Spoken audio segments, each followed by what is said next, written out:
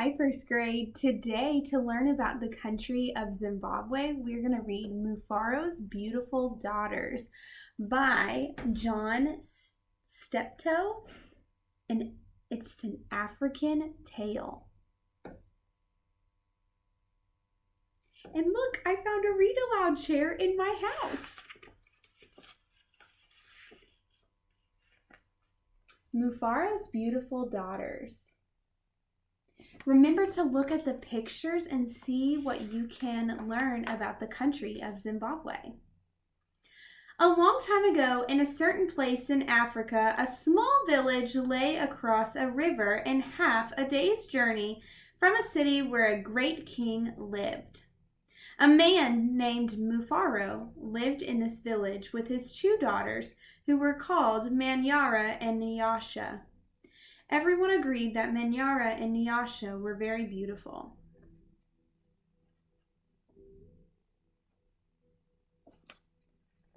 Now, friends, before I continue, this is a folk tale. So it's not necessarily a true story, but people in Zimbabwe use this story to learn lessons and teach other people things. Manyara was almost always in a bad temper. She teased her sister whenever their father's back was turned, and she had been heard to say, "Someday, Nyasha, I will be a queen, and you will be a servant in my household." "If that should come to pass," Nyasha responded, "I will be pleased to serve you. But why do you say such things? You are clever and strong and beautiful. Why are you so unhappy?" "Because everyone talks about how kind you are, and they praise everything you do," Manyara replied. "I'm certain that father loves you best, but when I'm a queen, everyone will know that your silly kindness is only weakness."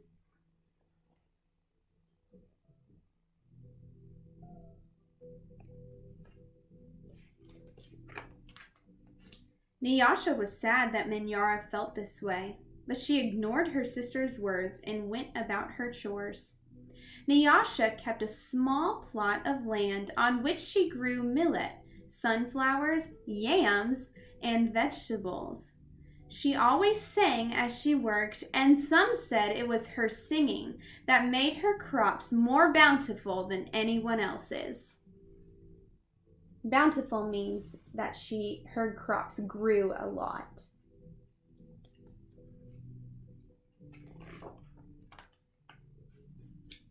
One day, Nyasha noticed a small garden snake resting beneath a yam vine.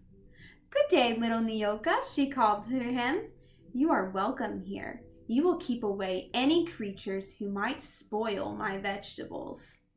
She bent forward, gave the little snake a loving pat on the head, and then returned to her work. From that day on, Nyoka was always at Nyasha's side when she tended her garden. It was said that she sang all the more sweetly when he was there.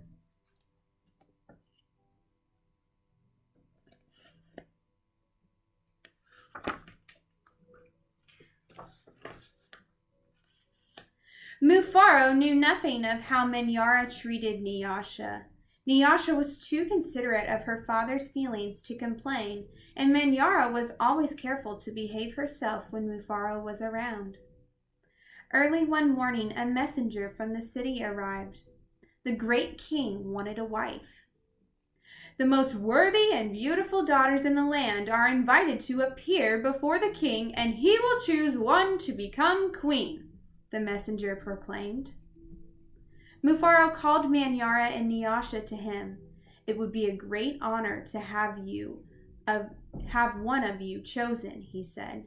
"Prepare yourselves for the journey to the city. I will call together all our friends to make a wedding party. We will leave tomorrow as the sun rises." "But my father," Manyara said sweetly, "it would be painful for either of us to leave you, even to be a wife to the king." I know Nyasha would grieve to death if she were parted from you. I am strong. Send me to the city, and let poor Nyasha be happy here with you." Mufaro beamed with pride. "The king has asked for the most worthy and the most beautiful. No, Manyara, I cannot send you alone. Only a king can choose between two such worthy daughters. Both of you must go." Do you think Manyara was trying to get Nyasha to stay home? That night, when everyone was asleep, Manyara stole quietly out of the village. She had never been in the forest at night before, and she was frightened. But her greed to be the first to appear before the king drove her on. In her hurry, she almost stumbled over a small boy who suddenly appeared standing in the path. "Please," said the boy, "I am hungry. Will you give me something to eat?" "I have brought only enough for myself," replied Manyara. "But please," said the boy, "I am so very hungry." "Out of my way, boy. Tomorrow I will become your queen. How dare you stand in my path?"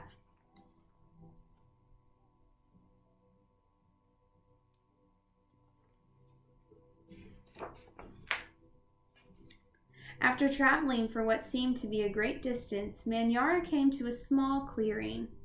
There, silhouetted against the moonlight, was an old woman seated on a large stone. The old woman spoke. "I will give you some advice, Manyara. Soon after you pass the place where two paths cross, you will see a grove of trees. They will laugh at you. You must not laugh in return. Later you will meet a man with his head under his arm. You must be polite to him." "How do you know my name? How dare you advise your future queen? Stand aside, you ugly old woman," Manyara scolded, and then rushed on her way without looking back.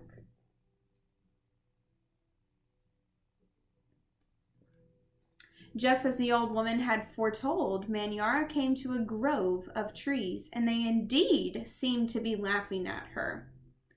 "I must be calm," Manyara thought. "I will not be frightened." She looked up at the trees and laughed out loud. "I laugh at you, trees!" she shouted, and she hurried on. It was not yet dawn when Manyara heard the sound of rushing water. The river must be up ahead, she thought. The great city is just on the other side. Ooh, I wonder if that's the Zambezi River. But there, on the rise, she saw a man with his head tucked under his arm. Manyara ran past him without speaking. "A queen acknowledges only those who please her," she said to herself. "I will be queen, I will be queen," she chanted as she hurried on toward the city. Nyasha woke at the first light of dawn. As she put on her finest garments, she thought how her life might be changed forever beyond this day. "I'd much prefer to live here," she admitted to herself. "I'd hate to leave this village and never see my father or sing to little Nyoka again." Her thoughts were interrupted by loud shouts and a commotion from the wedding party assembled outside. Manyara was missing. Everyone bustled about, searching and calling for her. When they found her footprints on the path that led to the city, they decided to go on as planned. As the wedding party moved through the forest, brightly plumed birds darted around in the cool green shadows beneath the trees.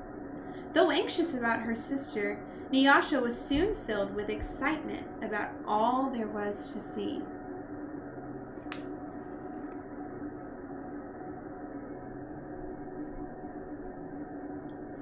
They were deep in the forest when she saw the small boy standing by the side of the path. "You must be hungry," she said, and handed him a yam she had brought for her lunch. The boy smiled and disappeared as quietly as he had come.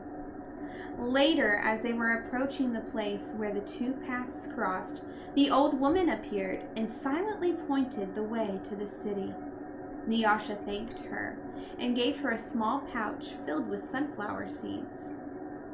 The sun was high in the sky when the party came to the grove of towering trees. Their uppermost branches seemed to bow down to Nyasha as she passed beneath them.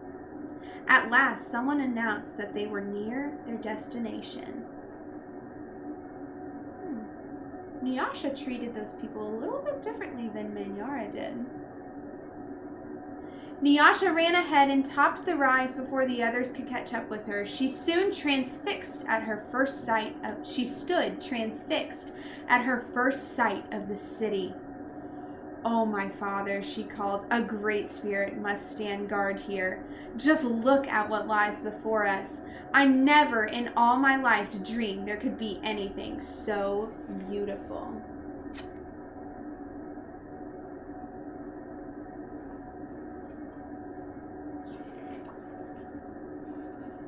Arm in arm, Nyasha and her father descended the hill, crossed the river, and approached the city gate. As they entered through the great doors, the air was rent by piercing cries, and Manyara ran wildly out of a chamber at the center of the enclosure. When she saw Nyasha, she fell upon her, sobbing. "Do not go to the king, my sister. Oh, please, father, do not let her go," she cried hysterically. "There's a great monster there, a snake with 5 heads. He said that he knew all my faults and that I displeased him. He would have me swallowed alive if I had not run. Oh, my sister, please do not go inside that place." It frightened Nyasha to see her sister so upset. But leaving her father to comfort Manyara, she bravely made her way to the chamber and opened the door.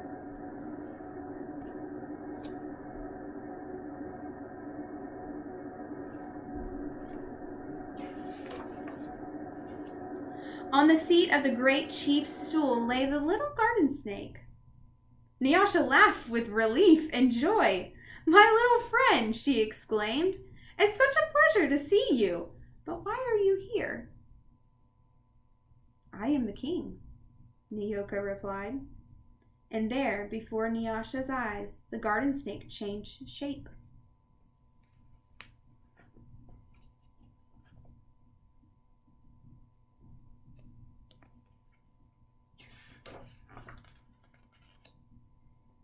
"I am the king. I am also the hungry boy with whom you shared a yam in the forest, and the old woman to whom you made a gift of sunflower seeds. But you know me best as Nyoka, because I have been all of these. I know you to be the most worthy and most beautiful daughter in the land. It would make me very happy if you would be my wife."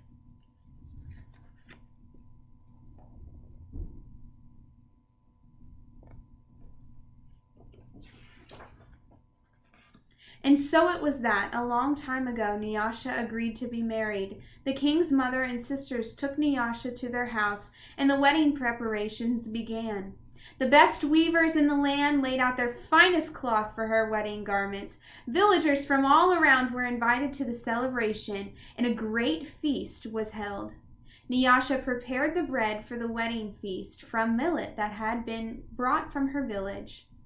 Mufaro proclaimed to all who would hear him that he was the happiest father in all the land, for he was blessed with 2 beautiful and worthy daughters, Nyasha the king and Manyara, a servant in the queen's household.